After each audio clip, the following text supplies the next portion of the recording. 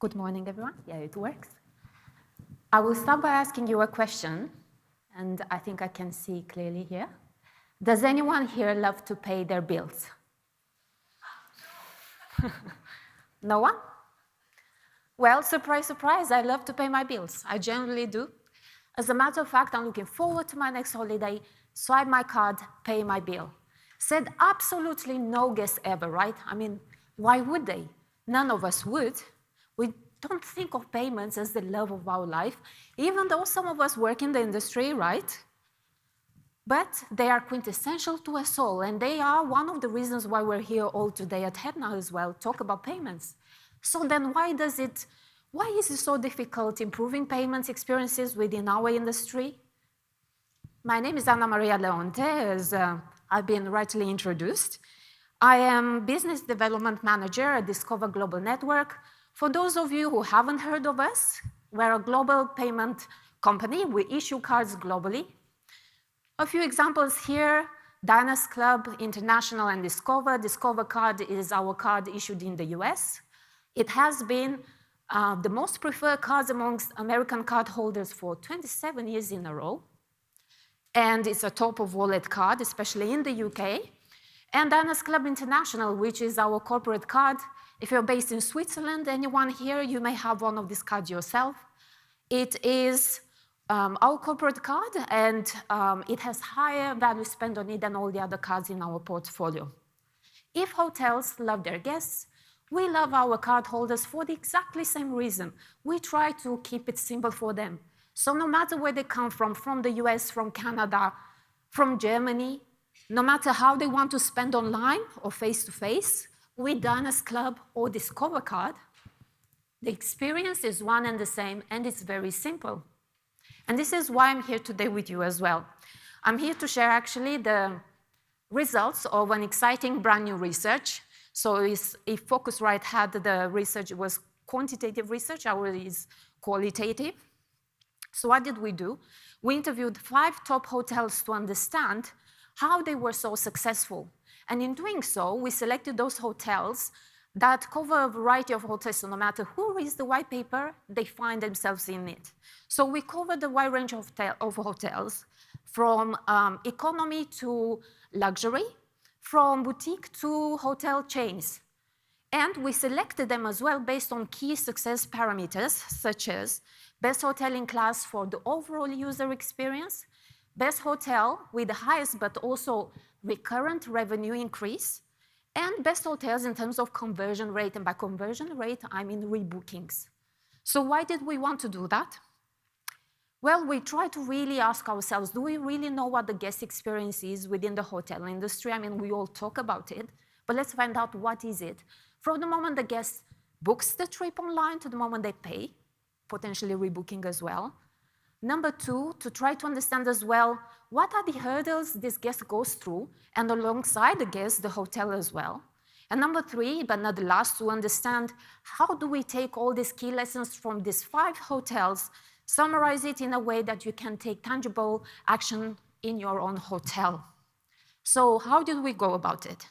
Well, to understand the common things, we tapped into a few theories. So number 1, we looked at the user experience from the moment the guest books online to the moment they pay to create a truly omnichannel experience. Then we also tapped into the hero's journey. Now, every one of you here, if you have never read the book for yourselves, at least if you read the book for a little one, or you saw a movie, you'd be aware of this theory. The hero's journey is used in movies quite a lot in storytelling. And the last theory we have leveraged, I'm a big fan of neuroscience, was the peak end theory. So what does this theory say? It says that we as people are really biased in the way we perceive the world. There's nothing new here, right? But that we as people remember peaks and ends in a journey. What does that mean? Let's take our stay here at HEDNA, that we may remember the peak. The peak may be different from me to Lisa, for example. Someone here may say the peak may be this research, why not? I hope. For some others, maybe a friend or a colleague you haven't met in a long time, or a conversation for a new business deal, or the architecture in Munich. So something really impressive to you, personal to you. And the end would be the same to us all. We'll pay and go home. So peak and ends. So what did we find out? I extracted 3 key takeaways for you today, and please feel free to go into the research. It's a qualitative research, so I'm not going to go further and very deep into it. I'll allow you to scan the QR code and read it within your own time. The 3 key takeaways from this research. Number 1, hotels worldwide are trying to simplify the payments experience to create a truly omnichannel experience. So no matter where their guests, we call it cardholders, but it's the same thing where the guests come from. Either they come from the US, either they pay online or face-to-face, the experience is truly one, and it's simple. Number 2, the hotels that were the most successful in achieving a high conversion rate, by that I mean rebooking, were the hotels with a simplified payments experience and best-in-class for overall user experience. And last but not least, the 3rd key takeaway, and this is where I was a bit surprised, perhaps is the most forgotten point of them all, I would say, is do you really, really understand who your guest is? Do you really cater to their needs, and do you make it easy for them to pay online as they can pay at the reception desk? And what steps are you taking to achieve that?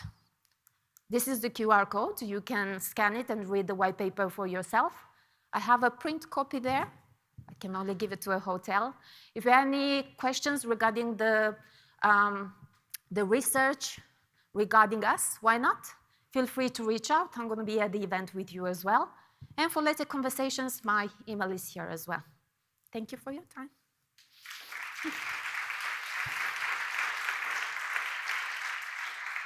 I think I'm allowed to take 2 questions, right? Or is that okay? Yeah, I think so. Just go quickly. Is this on? Hello, I'm back. Thank you for sharing. This is wonderful. I encourage you all to scan the QR code and review the research for yourself, and we'll make this available to you, and we're going to go into the break right after this. But first, I just wanted to ask you to share a little bit with us about the hurdles in the payments and the hospitality industry and how you recommend that those be overcome. Yeah, so just a quick disclaimer. I'm going to obviously respond from a Discover Payments perspective and also as a corporate cardholder myself.